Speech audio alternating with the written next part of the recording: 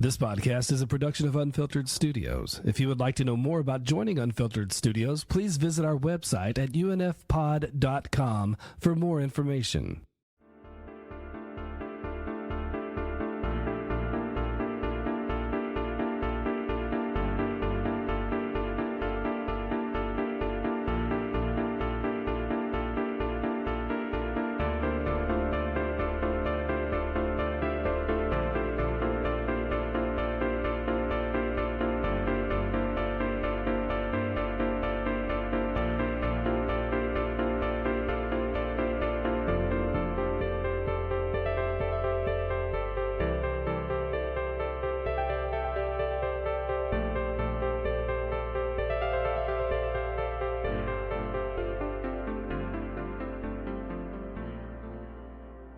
Greetings all, it's your host Sully. Joining me once again is fellow filmmaker Elvery Peters.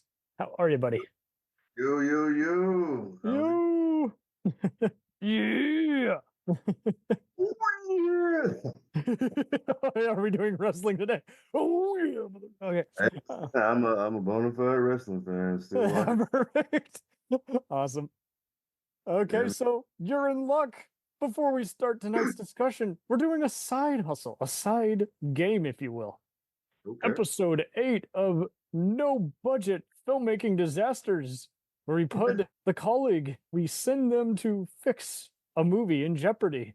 And given how I'm talking to someone who actually speaks and has performed in the language of film, I think he can handle this. There's no wrong answer. It's all based on your energy, which determines what better result you get. So there's not many rules.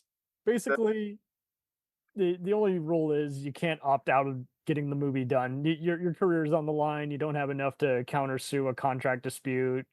You can't just refuse to just flat out like, oh, this movie sucks. I'm not getting it done. I quit. You can fire people. You can trick them into leaving unless otherwise stated. Yeah, you're the king of fixing it, my dude. You. So your question was, I'm sorry, that messed me up. So your question, is how do you fix just a mess up on an independent set? No. I'm going to give you a scenario, and I'm just laying out the ground rules where you can't just be like, fuck this, I'm out. Like you gotta fix a doomed production. You can do anything you want.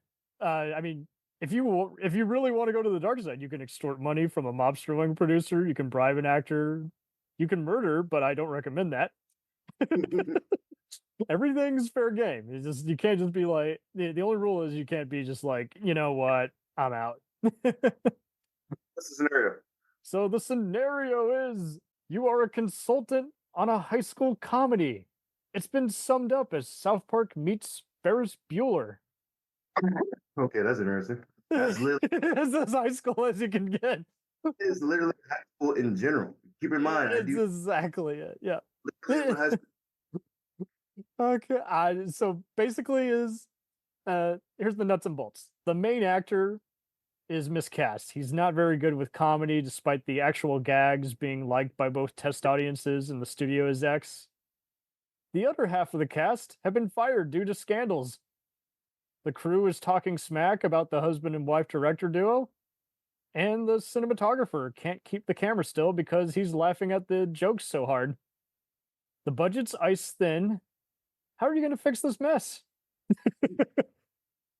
That's a fucking scenario you gave me there. I'm not. You're the fifth one I'm Right. recording this, but it's like, yeah. The actor, I mean, if he's not, let's just be honest, if he's not good, if he's not right for the role, if he's not hitting those marks and everything, you gotta, recast him. Okay, perfect. You want to just flat out fire, or do you want to just have him be a background guy, or? Let's be honest. If this is the lead role, there's no way this guy's gonna want to take a background role when he had the lead role. So most likely, All right. because if you give a person a lead role, then you just regulate him to a background role because he's not going to want to stick around for that. And do you really want that kind of energy on set? Correct. Okay, so that's your whole action you're doing, your whole chest move, or are you mixing a few other things in there? I'm gonna go through the whole thing. Are we talking about the rest of the cast been fired by scandals? I mean, well, hey man, they've been fired. They're gonna get paid, so I mean, uh, I take that money I was gonna give to them and give it to the recast. I mean, they've been fired for scandals. I mean, they didn't do their job. I mean, I'm not gonna. Yeah, I mean, most. Right? I mean, How do you boost the morale on set if the crew's talking shit about the husband and wife director duo? um, I want to get paid. Shut the fuck up. Okay, perfect. So you tape reminders on the set. I'll use an example in real life, right? I mean, I wasn't directing the set. It was a student film. Really enjoyed it. It was a great script. Director was great. I got to play a character that's completely opposite of me. Um, a dude, abusive dude, Oh really shit! shit out of his. I don't want you to be a bad guy, dude. I love dude. I'm an actor. I know everybody loves doing it. Playing the villain is sometimes more fun than playing the hero, It depending on is. the. Like the dude was a abusive uncle who beat the shit out of his brother's wife and her Oh kid. shit! And she had already murdered the brother earlier, and he was beat the shit out of her before when the film first started. So it's not like the dude didn't deserve it. But she ends up. I'm not gonna spoil it. I'll show you the movie when I'm not gonna spoil the ending. But I was on set, man, with them. This was during spring break week about 3 years ago now, Oh and I shit! just gotten over fucking tonsillitis, man. Like when they say tonsillitis is worse as an adult, they're not lying, man. That is like terrible. But I just gotten over that. Mm. I got offered the role because one of the person I usually work with on crew, who works on my crew with me, she was director with a friend of his, and he called me up saying she's looking for somebody to play this role. I thought you would be good for it. I said, yeah, send me my information, send me the script, read the script. If it's if it's something I think I can work with. Read the script, short film, love the story, took the role. Everything was good except keep in mind, I know these are students, they're kids, I Hmm. was the same. But there's just certain things you don't do on set, like the kid, their friend who had doing lighting. I'm on set. I'm getting, prepared. The shoot. Getting my mind ready for what I got to do and everything. And they're doing light tests, and one, when you're doing light tests, you need to announce to people on set that you're striking or dousing the lights or whatever. He wouldn't do that. And then he was like shining the light in his friend's faces, playing messing with him. But at the same time, the light was messing with me. I'm sitting on the couch where we're gonna shoot at. I'm I get up and move, light kind of follows my direction, and I get pissed. So like to keep myself from going off on this kid, I go off set in the back room, kind of like, just chill. I think either the director noticed something or he finally got it that he was pissing me off. Because then it's just unprofessional. Like, dude, I get it. You guys are friends, but you're on set. People have light If you sensitivity. give everyone the vibe that you're playing around, it really does kill the momentum. Yeah, and I get it. I get it. You're with your friends. You're making a movie. Your students. You're making a movie. I was the same way. It's fun. It's exciting. You're having a great time. But if you want to work in the industry, dude, you don't go around shining lights in people's faces, man. That should get you fired on the You joke at lunchtime, you don't joke in the middle of the. exactly. That shit. This was like a full on like studio production. Wow. You get fired for shit like that, man. Mhm. Like told him, get off my set. Like, don't do that shit, man. You mess somebody's eyes. And that's equipment you're messing with. That ain't your equipment. You rented that from. I know where you rented that from because I went to the same school as you. So I know that's not how you're supposed to be. You were taught how to treat lighting. I know that because your teachers were my teachers. Right. Likely. Um, but yeah, then he did something else too, where like he me and the director had already sat down and really we both had a really good idea about how, this character, his backstory, what kind of person he was. And me and her were on the same page. And we were shooting a scene. He made a comment about something. about something I did, and I was looked at him. I was like, but I got pissed because like you're not the director. You didn't write this. You're literally doing lighting. Why are you commenting on something I'm doing in the scene? And I was like, well, like I said, we and her have already discussed this with this character and how this character's supposed to kind of go. And then he turned around and said, "You shouldn't listen to anything I have to say." I bit my tongue, but I wanted to say, then why the fuck are you saying something? Like you're literally, interjecting an Oh, wow. opinion. Okay, which that's not your job. How do you tell the director now? You're a crewman. Keep him in his fucking lane. But have to. She did it herself. She said, "Look, me and him already sat down. We discussed this. He knows. We know exactly where it's going. Where I we're going with don't want your opinion. You are here to light exactly." And your after that, movie. it was just like, I get it. Me, you're a student. I was the same way. Me, you're seeing stuff. But again, this is not your. It's not your story. You didn't write it. You're not the director. I hear ya. I've been on productions where people treated me in a not so producer way. I'm like, if I was the head of hiring, I would have had a HR meeting right now. Little Because things little things like that. So going back, to the crew people, like, hey, you guys, you know, you're working, we're independent. You're working, you don't work, you don't get paid. yeah, Nate and I were dealing with a guy who it's like he just didn't want to work on the production, but he had expressed interest earlier. He had all the time in the world, and this is where I felt like I was the landlord. I'm like, I'm having to get everybody to just sign the damn releases already. And he's just acting like, "Oh, I don't want to sign it." And then ironically, by the time he has signed it, we had already had it up to here with him. We were like, by the way, don't come back. Yeah, And I mean, it's like, why like, are you wasting your time? Why are you putting our production if at you hate me hounding you, and I'm really not trying to hound you, I have given you a week, and now a week turned into a month. I need the paperwork saying you're okay with us using your image. oh, Or dude, when I do films, man, like when I'm producing, like I have the actors sign that at the even before we. It's part of the contract, like I'm using your likeness. I mean, you're in my film, so yeah, I'm already using your likeness to begin I've with because said you're cool. Let's just get this out of the way instead of I you're forgot so conveniently. yeah. I have them sign that stuff to begin with because I mean, until the contract's signed, you know, nothing is truly official. I mean, yeah, man, handshake deals are cool with people but Right, but that's a good point. Read the room. If they're so-called interested, but they have every excuse to not get back to you or sign it, then maybe just pick someone who's ready, Just yeah, why are you wasting people's time? Like, that holds up post production. Like, I can't put this out because you have not signed a release because I don't want you trying to sue me or block stuff. yes. Oh my God. Waste my time if you didn't even want to There's even yes and do it. there's everything else. Like if you don't want to do it, just don't do it. I Yeah, don't I have no problem like trying to find someone else for the role if you don't want to do it. just say it. Not today, not now, not ever. Okay, cool. Nothing personal.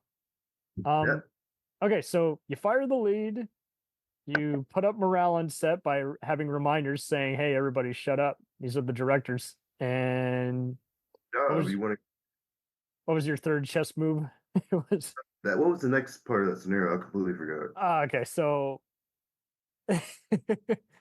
basically, uh, the cameraman keeps laughing at the jokes, so all his shots are not steady, and the script's working. But yeah, you got rid of the main actor who was just bad, and the other half of the cast already got fired, so you got to recast. I've actually had issues with that actually. Cameraman I had no idea I was mirroring real life. when I was in school, it was a friend of mine, a good friend of mine. He's a good dude, but like his camera steady was kind of off at times.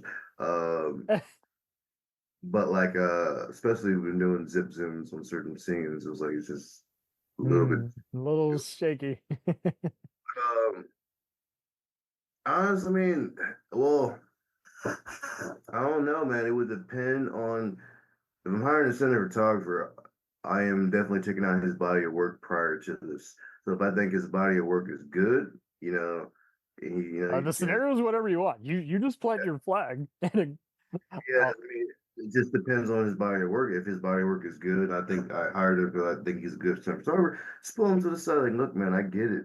Jokes are funny, you're enjoying yourself, but these shots are not what they should be. And him being a cinematographer, that's his craft, that's his passion. I think just having to talk with him, maybe showing him some dailies, and look, you got to get more steady on this. You got to control yourself. Having a conversation with him, and see if he gets better on the next day of shooting. If it doesn't work out, then hey. okay, so you give him a slap on the wrist. You keep him. Yeah. Okay, so you rehire some actors. They're really good. Sorry, go ahead. One last thing, because the only thing that seems really egregious is the whatever the scandals may be for the cast that was fired. The whole cast was fired. Those scandals must have been egregious. Must have been something bad for you to fire a whole cast. So, Well, just half. Yeah, but the other issue, crew, man. I've been on crew. I've ran crews. As a director, I like that. I personally like to have levity on the set, but sometimes you have to reel it in. But also, got to be professional. Yeah, you may not agree with their direction, but they are directing, and you're working under them. So be professional, because you don't want to. You know how film is, man. It's easy to get a bad reputation quick. You don't want a reputation of being an asshole on set or a piece of shit. Yeah.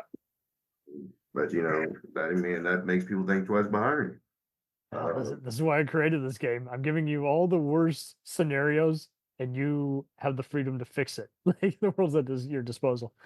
Okay. Guys, professional. Besides that, everything else I think is, yeah, it can be handled, man. It's not that hard to fix.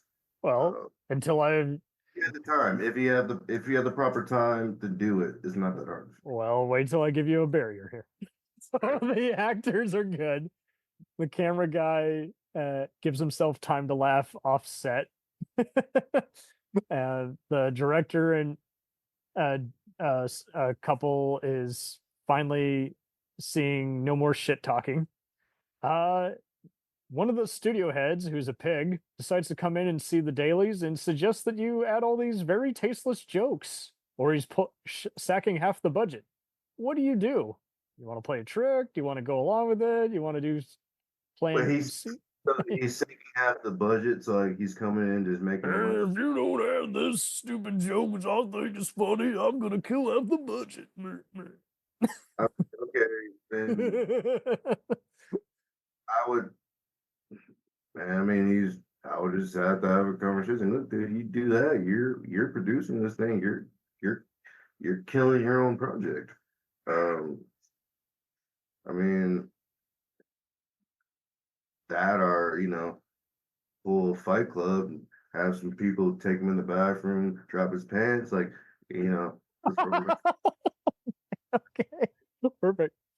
So, like, you gonna keep this budget the way it is, or my homie here is gonna take your nuts. Okay, perfect. So you kick the producer's ass. Anything but quit. So fuck it, why not? I mean, he I love it. This is the first time we've had a violent encounter on the. He's talking so shit. You be singing. You be talking at a lower pitch after I cut your fucking balls off. Okay, shit.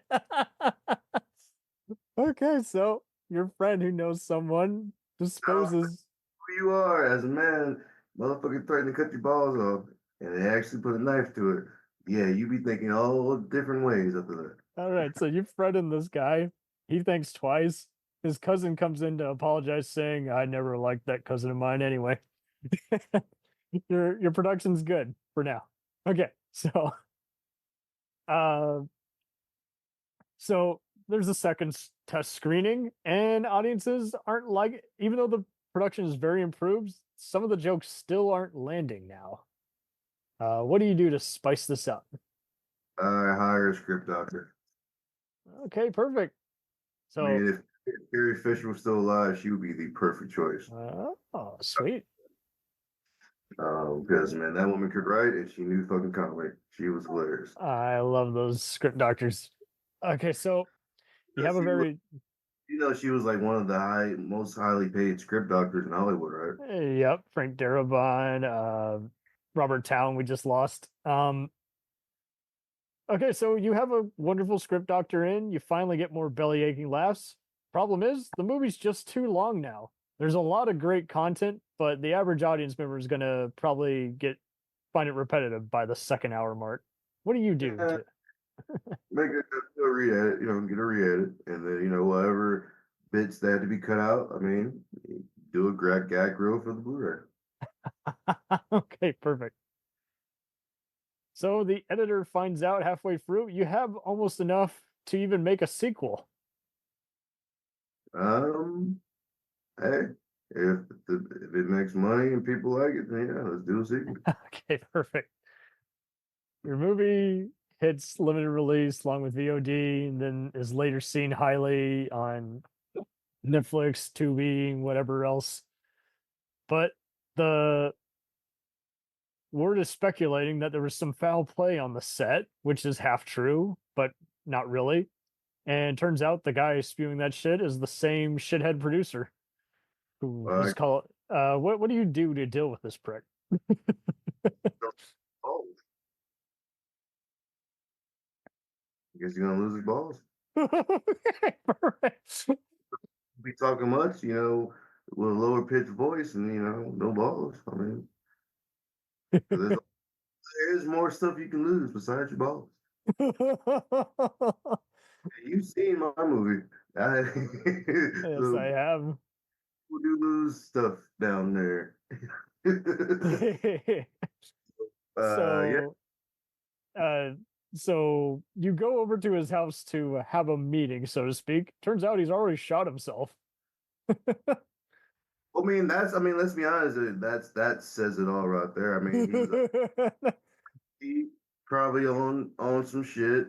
He even shot himself. I mean, everything he said prior to that. I mean, he's just, Yes, you but the know. popo are at the scene. What are you gonna do to? I mean, I ain't going to jail because I mean, ballistics and forensic will show that he shot himself. I just happened to come there for a meeting. He was already dead. Okay, shit. I like your optimism. This is not looking good. This is a noir novel. He's a rich producer, right? With like some rich, like house and shit. I'm sure the motherfucker got cameras and shit. So there's we know video showing me going to this man's house while he was still alive. Okay, perfect. You And kill. there's be no gunpowder residue on my hands, no blood splatter on me. I see his dead body, I turn around. I'm a motherfucker probably even calling the cops. Say, hey, this motherfucker over here dead. Y'all need to get over here. I just, Okay, perfect. if I walk in, doors open, walk in, this dude is dead as fuck. Get over here. I won't stay. I ain't running. I ain't do shit. I love Yeah. it. So the officers are blown away by how bright you are because they're really stupid.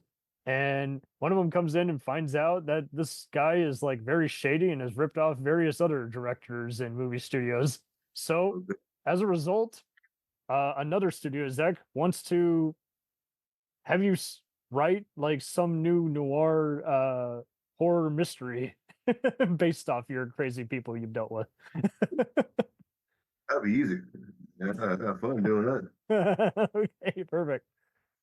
I Okay, love. so the second movie is coming along very well, but unfortunately, the cinematographer, the humor got to him, and every other shot is still shaking. And it's somehow just not evident until you're in the editing room. I mean, he got to go, and we got yeah. I mean, he's got to go. We got to do some reshoots because, like, I mean, that's just waste of film and waste of time. So, I mean, he's got to go. Perfect. So, but you can't control yourself. Okay. Last obstacle, and I have this in a lot of these games. One of the actors makes the mistake of being invited into the editing room. And of course, they're too close to it, so everything's not how it looks like in their mind. What do you do to diffuse the ego here? Um, hey man, I told you did good. I liked your stuff. I didn't believe in your ability. I would have directed you different or hired somebody else. So relax. It's gonna be fine. Let the editor Okay. do Perfect. it. This future A-lister starts crying and asks that you make their traumatic childhood into a biopic for Lifetime. I'll talk to my agent and we'll get on that. Okay. You win the I, game. like, I mean, you crying your eyes off, bro. You gotta go. Yeah. I'll think about it. I'll think about it. I'll make deals with people when they're in emotional entanglements or whatever you want to call it. You need to calm down, get your mind right. I get it. Life is traumatic. I've been through traumatic shit. Therapy is a beautiful thing, but yo ass need to go home. I Like, love it. I love it. deal with fucking crying. I don't even like crying. It'll be that No one time. likes crying. Oh my No one god. does. Yeah, no one does, but like Got to, but at the same time, you're like, give me a if you minute. don't if you don't cry, that you're a fucking sociopath. You need to stay the fuck away from those people. Man, this got dark. I love it. Life is not all sunshines and rainbows. Is that what Rocky said one time? I think something to that extent, yeah. He also But taught us the art of the montage that just about every dance or other boxing flick did a knockoff of. that movie won an Academy Award, man. So No, hey. I'm not complaining. I love how everybody tried to do their take. Flashdance or Footloose tried to do their take. Everybody's always gonna pay homage to like there are those certain films that just And I stand. would, well, That's I love it because whenever people say montages don't work, I'm like, bullshit. Look at that. of course they were. If they didn't work, we would never see them in film. Period. It's So like they're getting mad at how like no, some lesser you can't filmmakers are do using a montage. You can't make a proper montage. Is what that sounds to me. Like you don't have to. it. I love it. It seems like everything everybody hates is usually just I don't hate it, but I'm stating it as a fact. Is like, it's not how this works. What's weird about me though, like a lot of the things that I initially hated, I ended up loving. Like I fucking hated Star Wars when I first saw it, I first took notice of it as a kid. Now I'm like one of the biggest Star Wars like nerds around. Like I mean, I can sit here talk about books, comics, games, and all kinds of shit. Sweet. But I hated it like when I first took notice of it until I actually sat down. An initial viewing is often a lie half the time. Well, I didn't even really watch it. Every time it popped on, I would see a scene or something. I thought it was stupid. Plus, as a little kid, at first, I was more of a Star Trek guy.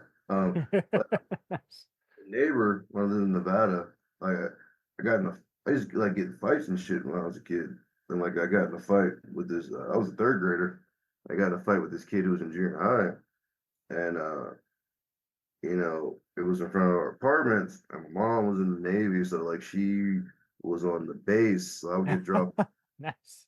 We weren't on.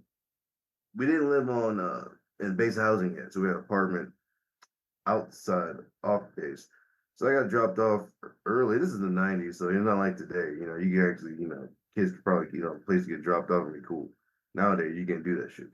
Yeah, it can be People are just crazy nowadays. I got in a fight with this kid, and my neighbors were out there kind of watching and everything. And my mom got home, and mom was like, I can't leave the base till like this certain time. My neighbor was like, I'll watch him. He was upstairs neighbor, and he was cool with him and his wife that just had a newborn, a baby girl. So I went up there and get to know him. Cool dude. His name was Dave. I And did.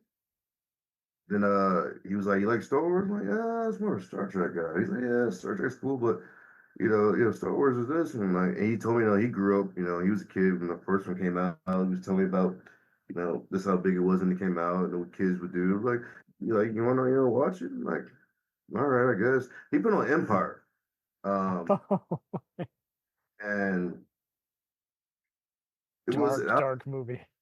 but like, yeah, that actually. Return of the Jedi is my favorite, but that actually makes sense since I love those dark stories. But I was watching it, it was into it. it was literally, and it sounds kind of cliche and everything, but it was literally the Yoda scene where he's chastising Luke about not raising the X-wing Mm. the swamp. And he basically tells him, well, explains, what the Force is to, even more than Obi-Wan did in New Hope. I was sitting there listening to it. I'm just like, you got John Williams in the background. I didn't know it was John Williams at the time, but got Epic John Williams. score. He's got this small. It just really hit me. I always jokingly say that's when like my Force sensitivity was awakened. But like that movie, Vader and Luke on Bespin, like, and after that, I mean, the rest is history. I'm hooked. Nice. Ever since to this day, that's Force is always calling me, as I jokingly say. But yeah, dude. But like, for me, like that's just funny. Like a lot of things I initially don't like,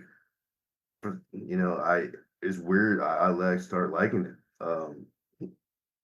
I think it's just funny. Not everything. There's some things I fucking hate and will always fucking hate, like fucking bananas. And I fucking hate bananas.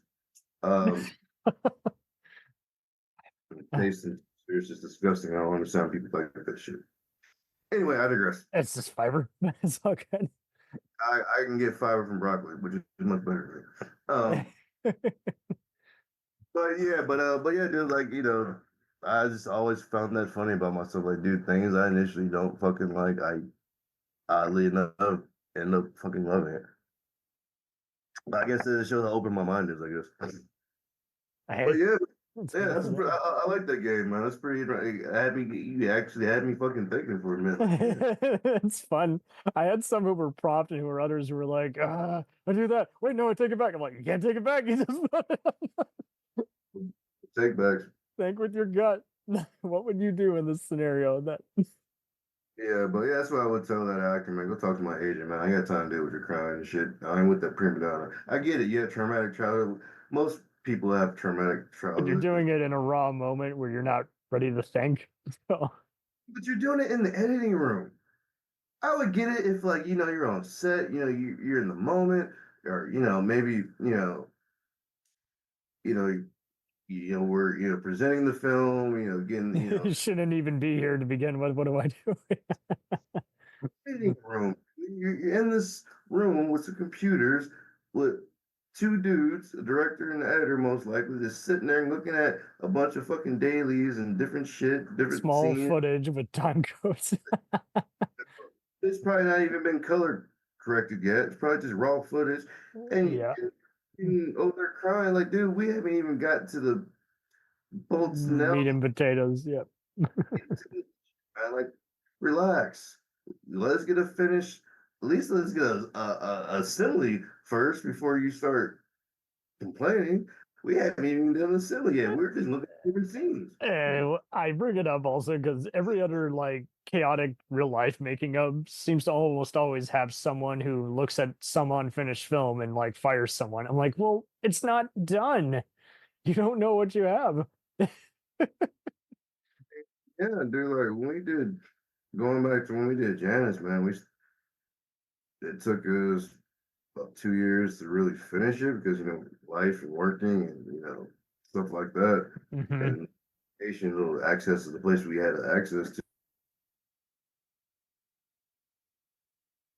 Yeah. We used our resources and hello, can you hear me? But it took 2 years to like No. just filming and then editing. We were using DaVinci like for the first time. Went to edit Janice. Like never used DaVinci. Like, I was taught in school. Taught Final Cut. I thought I used Premiere. Had never used DaVinci before. So like it was a learning experience with that. And it took us a while, but we got it, and got it down, and it took a while to edit because during shooting, we had issues during shooting, so we had to kind of go back and really play with some things. And had to do some voiceover stuff too. I did get actors for some audio, some ADR stuff. But it took about 2 years to get that film completed and out to actually show people. So, you know, like, I mean, seriously, like, you know, editing, depending on the type of film, dude, it could take a long fucking time. So, yeah, you're coming in there. That's why they don't like actors in the editing room, because they're always gonna look at, well, that scene, they're gonna look at it from their perspective, what they think is their best stuff out for them. They're not thinking about always us. I'm saying this, I am an actor, I'm a director and an actor, so I get it. But you gotta let the process be the process, man. Mm-hmm. I love it, man. I love it. If you're coming in the editing room crying, you got some deep-seated issues that I can't help you with. You need to take your ass to therapy and talk to my agent, like I said, and we'll get on that biography. Until then, no, dude. I get it. We had a conversation, like you call me to dinner or something. Like, hey, man, I want to talk to you about this project. Now, you kind of tell me some personal stuff about you. I completely get that. That's life. That's being human. But you're in the editing room and you're crying. So no, I'm sorry. Go away. Well, that's just me. All good. We'll return after these messages. Hey, it's Brent Pope, the host of Breakfast with Brent Pope. You've seen me on some of your favorite TV shows saying things like, "Give it up, Jimmy. You got to sink this putt to win." On Breakfast with Brent Pope, I sit down with guests from the entertainment world, and we do it all over breakfast. Or should I say Brentfast? Every week on Brentfast, you get inside Hollywood info and tips, great breakfast recs and foodie debates. Most of all, you get the most delightful 30 minutes of your week. So dig in. It's Brentfast time. Listen at Brentfast.com, Apple Podcasts, or wherever fine podcasts are found. Do you ever find yourself thinking about who would win in a fight between Goku and Superman? Hi, I'm James Gabsy, and on the Who Would Win show, me and my co-host Ray ignore anything important happening in the outside world and debate fictional battles between characters from comics, movies, and video games. We got a new show every week, and almost always am I the winner. Yeah, not true, Ray. In the past, we've discussed such matches as Captain America versus Darth Vader, Solid Snake versus the Iron Giant, classic matchups like RoboCop versus Terminator, and even the Muppets versus Sesame Street. That one was crazy. So if you're a fan of geek culture and love a spirited debate, check out the Who Would Win show wherever you get your podcasts, or check us out at whowouldwinshow.com. Cool thing about Blind Knowledge is we are in multiple countries. We are worldwide all across the globe. We are in the US, we are in the UK, we are in Canada, Germany, India, Japan. We're in Australia, y'all. BlindKnowledge.com. Now back to the feature presentation.